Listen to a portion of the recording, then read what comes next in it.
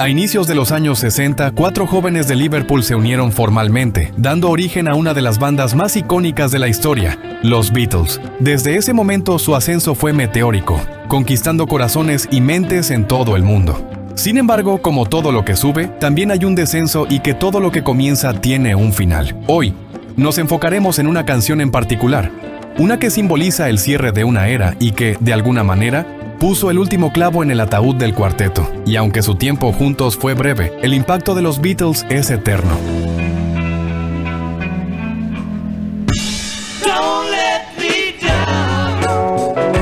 En 1969, el mundo estaba a los pies de 4 jóvenes de Liverpool. John Lennon, Paul McCartney, George Harrison y Ringo Starr habían revolucionado la música y la cultura, convirtiéndose en íconos de una generación, con álbumes como Yellow Submarine,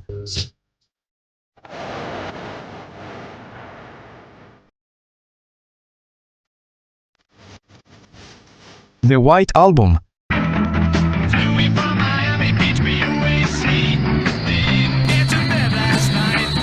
Magical Mystery Tour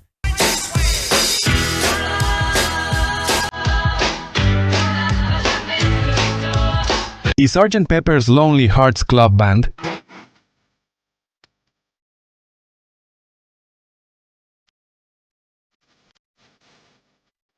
Los Beatles no solo crearon música, sino que también definieron una era. Sin embargo, detrás de este éxito había una historia menos conocida.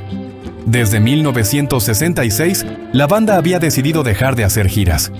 La Beatlemanía se había vuelto insoportable. Paul McCartney recuerda cómo incluso salir a comprar un paquete de cigarrillos se convertía en una odisea. Esta presión llevó a los Beatles a encerrarse en el estudio, donde comenzaron a crear algunas de sus obras más reconocidas. Sin embargo, a medida que avanzaban en su carrera, algo comenzó a cambiar. Su sonido original, que había capturado los corazones de millones, empezó a desvanecerse. Las producciones se convirtieron en complejos collages de pistas, alejándose de la esencia de una banda de rock. La búsqueda de innovación y experimentación llevó a los Beatles a explorar nuevos territorios musicales, pero también a perder parte de la conexión que los había hecho únicos.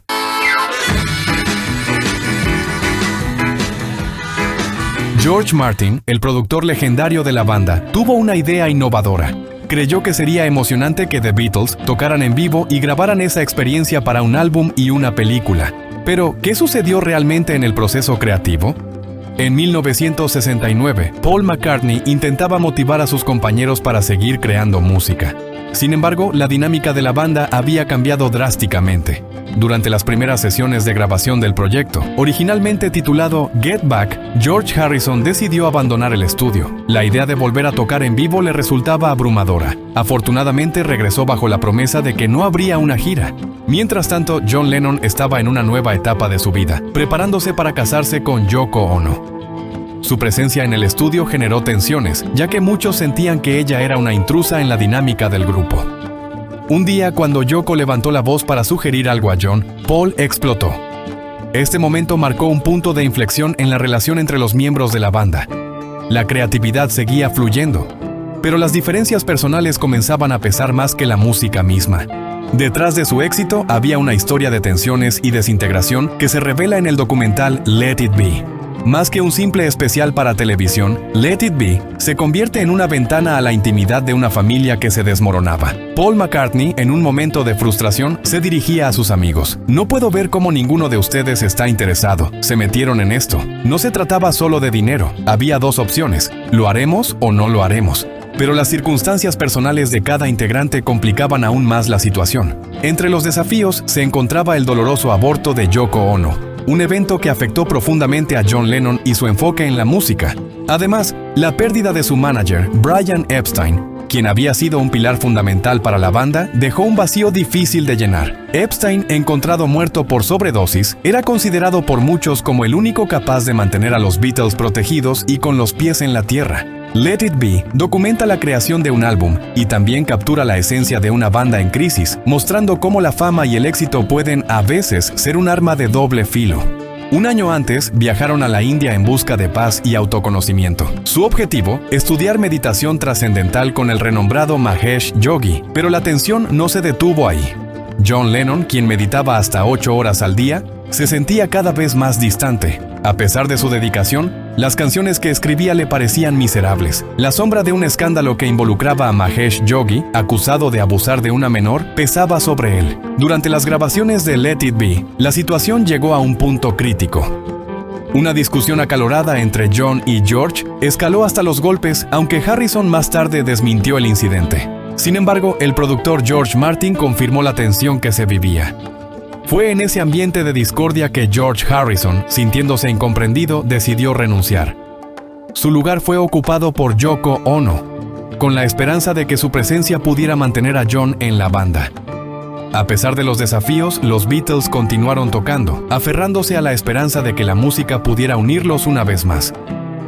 En un intento por resolver las diferencias dentro de la banda, John Lennon incluso sugirió contratar a Eric Clapton para suplantar a George Harrison. Sin embargo, todo cambió en una reunión en la casa de Ringo, donde la tensión se palpaba en el aire. George, molesto porque Yoko Ono hablaba en lugar de Lennon, finalmente accedió a regresar. Esta tensión, curiosamente, se tradujo en música. La idea original era grabar un álbum en vivo titulado Get Back, pero con el tiempo esa idea fue desechada. Lo que no se desechó fue la ambición de grabar un concierto poco convencional, un proyecto que surgió de la mente de John, aunque algunos le atribuyen la idea a Ringo. Todo estaba listo, pero George Harrison no quería hacerlo y Ringo no encontraba propósito en la idea. Sin embargo, John, impulsado por Yoko, los convenció. ¡Hagámoslo! Sin saberlo, el cuarteto de Liverpool se preparaba para su último concierto en vivo. En enero de 1969, un ejército de cámaras filmó este histórico acontecimiento. En 1969, los Beatles regresaron al estudio para grabar lo que sería su último álbum juntos, Abbey Road. El álbum anterior había revitalizado su sonido, pero la atmósfera en el estudio era tensa. Muchos creen que la banda sabía que su tiempo juntos estaba llegando a su fin. Sin embargo, lo cierto es que, a pesar de las diferencias, disfrutaban de hacer música juntos. John Lennon, insatisfecho con algunas de las composiciones de Paul McCartney, llegó a afirmar que sus canciones eran música para bolitas. Esta tensión se hizo evidente cuando decidieron dividir el álbum, las canciones de John en un lado y las de Paul en otro. La especulación sobre quién disolvió a los Beatles ha sido un tema recurrente. Algunos apuntan a Yoko Ono, mientras que Paul sostiene que fue John quien decidió poner fin a la banda. La realidad es que, con dos de los principales compositores en desacuerdo, no había forma de continuar. Pero, ¿cuál fue la última canción que grabaron juntos? Irónicamente, se trata de una breve pieza de solo 2 minutos y 21 segundos, con un pequeño párrafo como letra. Quizás sabían que el fin de verdad estaba cerca, porque terminaron todo con una frase que parecía que simbolizaba todo su trabajo. En la diosa toda una historia y al final el amor que tomas es igual al amor que das en día.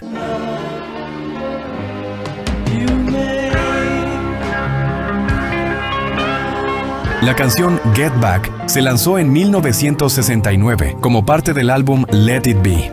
Esta fue una melodía compuesta enteramente por Paul, pero fue acreditada al dúo Lennon-McCartney. Además de su emotiva interpretación, este sencillo llamó la atención del público porque tendría un mensaje que habría reflejado el fin de The Beatles. Get back to where you once belonged. Vuelve a donde una vez perteneciste, dice la letra. Se conoció que este estribillo fue dedicado de parte de McCartney hacia Yoko Ono, cuando todos estaban en el estudio, pues la mirada de Paul reflejaba que le corresponden esas líneas. Esta habría sido una manera para mostrar el desacuerdo con su presencia. Esta pequeña frase de la canción simboliza el final de una era, y fue el último trabajo del cuarteto de Liverpool. Si estás disfrutando de nuestro contenido y quieres seguir viendo más videos como este, te invito a que le des un me gusta.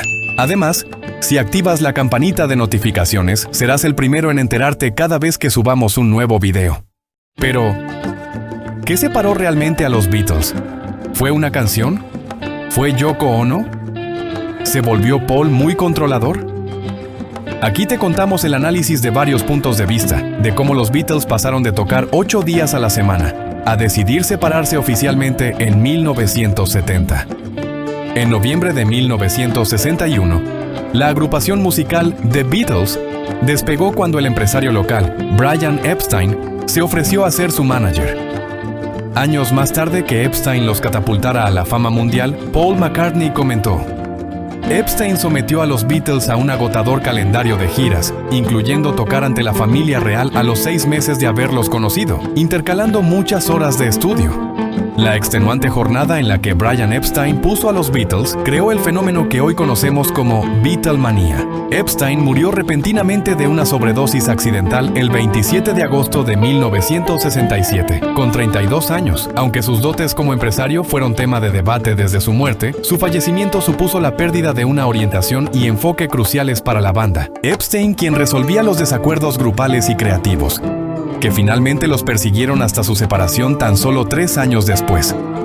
Paul McCartney bautizó al álbum blanco como el álbum de la tensión, por el ambiente de tensión y mal humor que impregnó el proceso de grabación. Era una señal de lo que estaba por venir. El álbum blanco se considera uno de los mejores trabajos del grupo, con temas clásicos como Back in the USSR y While My Guitar Gently Weeps. Pero es un collage de diferentes direcciones creativas, con diferencias personales entre los miembros de la banda, que llevaron a que gran parte del álbum se grabara en 3 estudios distintos. Lennon se opuso a las formas tradicionales de composición que McCartney intentaba seguir. El propio McCartney se opuso a la dirección vanguardista y experimental que tomaba Lennon, influido por Yoko Ono. McCartney estaba tan convencido de ello que luego acusaría a Lennon de destruir a The Beatles. En el vacío creado por la pérdida de Brian Epstein, Paul intentó guiar el lado creativo del grupo, cada vez más desorientado. Pero los demás se resistieron a su liderazgo, con George Harrison criticando el estilo de McCartney, que, según Beatles Bible, el guitarrista consideraba un tanto mandón. El resultado de McCartney queriendo dirigir fueron las malogradas sesiones Get Back, consideradas por el grupo como un intento para volver a sus raíces. El proyecto buscaba capturar los ensayos en película para un especial de televisión, comenzando con sesiones de grabación captadas en cámara. Los resultados de esto provocaron animosidad, y Harrison abandonó brevemente el grupo en enero de 1969. El proyecto sería finalmente visto como un costoso error, con el material retrabajado para formar la base de lo que sería el último álbum de estudio de los Beatles, Let It Be, de 1970. Las tensiones que surgieron en la grabación del álbum blanco continuaron luego de grabarlo. Con Harrison creciendo como compositor y compitiendo por un espacio en los álbumes, The Beatles ya no se escuchaban como un solo grupo, y eso se hizo más evidente en sus últimos éxitos. Harrison se quejaba de la facilidad con que sus composiciones eran desechadas en las charlas donde se discutían las listas de reproducción de los álbumes. El hecho de que su álbum en solitario, All Things Must Pass, de 1970, se publicara como un triple LP, vino a demostrar su condición de compositor prolífico en los últimos años de los Beatles. Harrison dijo, según McCartney Times, que la falta de generosidad percibida por parte de sus compañeros constituyó la base de I, Me, Mine de Harrison, que denotaba los problemas del grupo. La unidad y dedicación de la banda en sus inicios, reflejados en su vestimenta combinada, contrastan con su trabajo posterior. En el vídeo de Something, los 4 caminan separados pero con sus esposas, lo que indicó a los fans que ya eran personas adultas a punto de separarse. No es justo culpar del todo a Yoko Ono de la ruptura del grupo, pero su relación con John sí que causó algunos problemas en la banda. Yoko Ono fue una presencia casi constante en los últimos años de The Beatles y Lennon dijo que no quería estar sin su compañía. Como resultado, Yoko Ono iba donde fuera Lennon, incluidas las sesiones de grabación y reuniones de la banda, y se marchaba con Lennon por largos periodos cuando su interés por el grupo decaía. La dependencia de Lennon hacia Yoko Ono no se basaba solo en el amor. Al parecer, la pareja empezó a consumir heroína en las sesiones del álbum blanco. Paul McCartney dijo luego, las drogas hicieron que Lennon se volviera más errático y conflictivo, perjudicando su desempeño y aumentando la sensación de que se alejaba de todos para adentrarse en su mundo privado. La tensión se reflejó en su relación con George, que compartió con él la experimentación creativa con psicodélicos a mitad de la carrera de la banda. Lennon y Yoko Ono tuvieron que ir a rehabilitación y grabaron Cold Turkey en referencia a esta experiencia.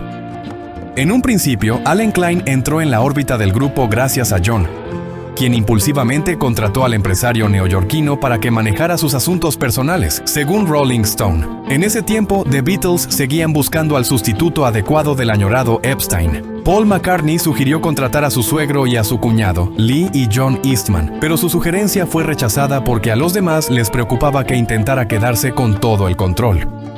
En su lugar, Klein, un empresario muy poco ético, fue contratado para rescatar la empresa Apple Corps, la cual es una corporación fundada en 1968 por los Beatles, con el fin de reemplazar a su primera compañía, Beatles Ltd. y formar un conglomerado para sus intereses personales y artísticos, así como el futuro financiero de la banda. Klein consiguió mantener la empresa a flote, pero sus cuestionables prácticas empresariales llevaron a The Beatles a crear su propia empresa.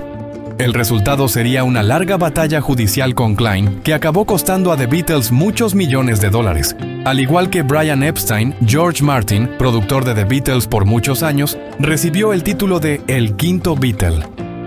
Tras asociarse originalmente con el grupo en 1962, la relación de Martin con los Beatles fue decisiva para su crecimiento como artistas. Por eso fue un shock para Martin cuando, por voluntad de Allen Klein, se incorporó un nuevo productor para trabajar en el material que acabaría convirtiéndose en Let It Be. Según informa The Guardian, Martin comenzó a ser ignorado de las sesiones de estudio de los Beatles luego de que el grupo sintiera que el productor había recibido elogios injustos como el cerebro detrás de Sgt. Pepper's Lonely Hearts Club Band. El superproductor Phil Spector fue el encargado de pulir el material de Get Back de The Beatles para su lanzamiento comercial, lo que perjudicó enormemente a Martin. Además, McCartney se enfadó por lo que percibía como cambios no autorizados de a sus canciones. The Long and Winding Road sufrió alteraciones significativas, como una orquestación extravagante y coros, que cambiaron totalmente el espíritu de la canción. Martin regresó al proyecto para producir Abbey Road en 1969. El 9 de abril de 1970 salieron copias del primer LP en solitario de Paul McCartney. Venía con un cuestionario con respuestas de Paul, información de sus primeros pasos en solitario y su relación con los demás Beatles. El cuestionario revela que su trabajo en solitario no tuvo la participación de Allen Klein ni de su compañía, ABKCO. Lo más sorprendente es que en una de las respuestas, McCartney deja caer la bomba de que The Beatles, como grupo, ya no existen. En realidad, John Lennon anunció primero que dejaba el grupo, un año antes del anuncio de McCartney. Pero Lennon había mantenido su decisión en secreto por el bien de los negocios y el lanzamiento de Let It Be, según The Conversation. Las reacciones tras la presunta traición de Paul al grupo fueron brutales. John, George y Ringo vieron en su comunicado de prensa un artero acto de autopromoción. Al anunciar la disolución de The Beatles con la comercialización de su LP, Paul, de manera egoísta, mató la idea de que The Beatles eran una sola unidad empresarial. Es más, ya no los consideraba amigos. McCartney admitió luego que lamentaba la forma en que abandonó la banda. Tras el anuncio bomba de Paul, The Beatles se vieron sorprendidos por su propio futuro. Paul deja los Beatles fue el titular que resonó en todo el mundo, según The Conversation. Pero, ¿qué significaba realmente? ¿Era el fin para siempre? ¿O simplemente un paréntesis, un descanso de las tensiones de una década siendo los Fab Four? Nadie, ni siquiera los Beatles, lo sabía con certeza. Por ejemplo, Lennon informó en privado al grupo de su salida en 1969, pero pensaba en una futura gira con The Beatles cuando habló con la prensa a principios de 1970, según Rolling Stone. Por su lado, McCartney también estaba dando pasos legales para distanciarse del grupo y sus negocios. Aunque sus tres compañeros argumentaron que la banda seguía unida en el papel, un juez falló a favor de McCartney para la disolución del grupo. Luego de que la separación fuera pública, la carrera en solitario de The Beatles era oro puro para la prensa, ávida de detalles sobre las relaciones entre los cuatro amigos. El principal punto de interés fue la ruptura entre lo que ahora se considera una de las mejores parejas de compositores de todos los tiempos, John Lennon y Paul McCartney. En el álbum de 1970, John Lennon Plastic Ono Band, Lennon anunció desafiante: "No creo en The Beatles", como si se lavara las manos ante la creciente enemistad.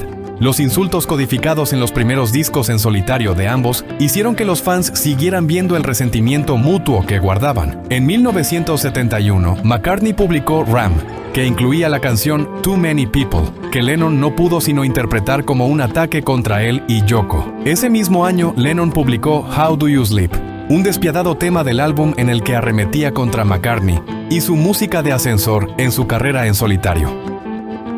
Pero varios años después, Lennon reflexionó que quizá algunos de sus insultos eran en realidad una autocrítica encubierta. George Harrison se unió a Lennon en el tema y ambos siguieron colaborando juntos. Los cuatro miembros colaboraron en sus respectivos trabajos en solitario a lo largo de los años 70, aunque los cuatro Beatles nunca volverían a estar juntos en el mismo estudio. The Beatles no volvieron a reunirse, a pesar de los rumores, de las esperanzas de millones de fans y de una oferta de $50 millones, según Ultimate Classic Rock. Aunque la ruptura fue desgarradora para los involucrados y para los admiradores del grupo, el vínculo entre los Fab Four logró perdurar de algún modo. Los cuatro trabajaron juntos de una forma u otra tras la separación. Incluso Lennon y McCartney, cuya última sesión juntos, según Open Culture, fue grabada y publicada como A Toot and a Snore en 1974. Ambos reavivaron tanto su relación que, en 1976, mientras veían la televisión, Lord Michaels los invitó a ir al estudio y tocar en Saturday Night Live. HuffPost afirma que John y Paul incluso pensaron aceptar la oferta. John Lennon fue trágicamente asesinado en Nueva York en diciembre de 1980, poniendo fin a cualquier esperanza de reunión de los Beatles. Pero en una de las últimas entrevistas que concedió al final de su vida, dijo que consideraba a McCartney como un hermano para él. En resumen, la separación de los Beatles fue el resultado de una serie de factores que se fueron acumulando a lo largo de los años y que finalmente llevaron a la disolución del grupo, generando una amplia reacción por parte del público, que se sintió tanto sorprendido como triste por la noticia. La separación también fue un evento que marcó el fin de una era. Si quieres escuchar más historias sobre estos y otros grandes músicos que han marcado la historia del rock, no olvides dejar tu like, activar la campanita y suscribirte a nuestro canal.